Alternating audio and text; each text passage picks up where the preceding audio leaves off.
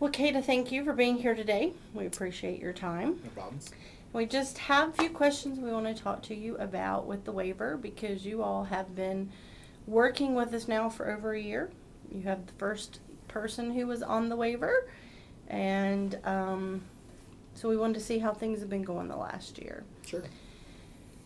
So, over the last year, how would you say that the waiver has actually benefited both the youth you're serving and your agency, Alaska Children's Services? The benefits I see with the waiver as helping the client is, first and foremost, is mentoring services. I think it's a great model.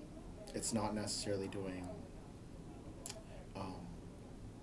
individual skill development. It broadens that scope to think outside the box, outside the Medicaid model. I think it really benefits the student in watching a mentor, modeling their behavior, building social skills, interacting with other peers, other adults. My student has benefited specifically from that in learning to manage your anger, learning to accept directions.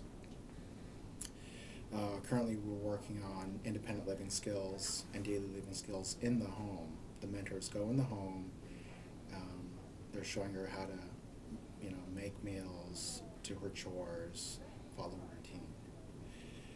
I think another positive of having a mentor is the emotional support they get or they give towards my clients.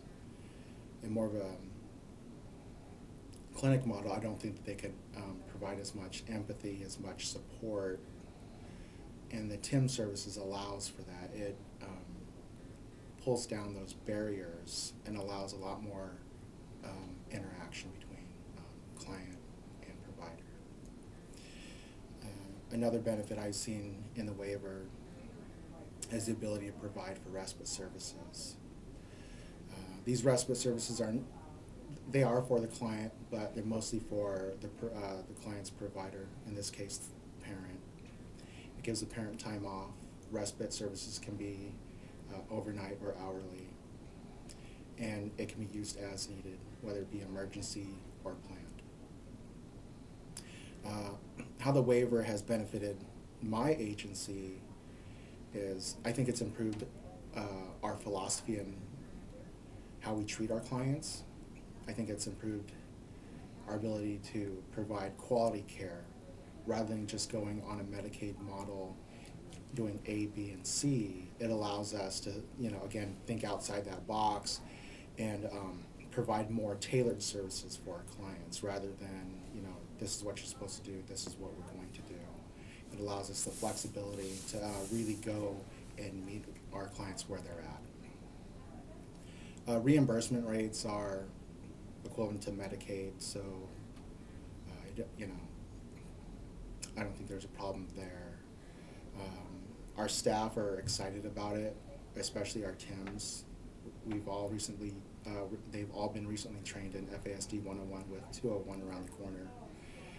I think that they see this as a way to improve the way they work with kids, and again, getting outside of that model of what you need to do as determined by Medicaid regulations. Part of the being a TIM, though, is that you have to think outside that box and you have to think outside the Medicaid model. That's required, I think, of a slight paradigm shift in how services are provided. I've seen over the years working at my agency is that people tend to work within a box. And we can say that we've worked outside the box. I think the box just gets bigger. But the TIM service, the waiver services have really allowed us to go outside the Medicaid box, and we've really been able to work with clients based on their strengths.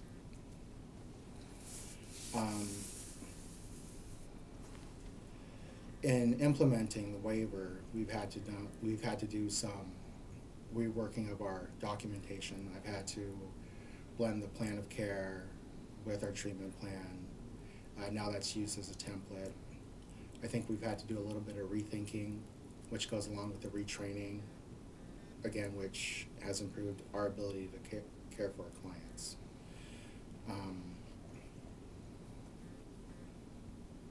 I think that the waiver has done our agency a great service in allowing to provide overall care for our students, and then providing the resources needed to help and support our clients.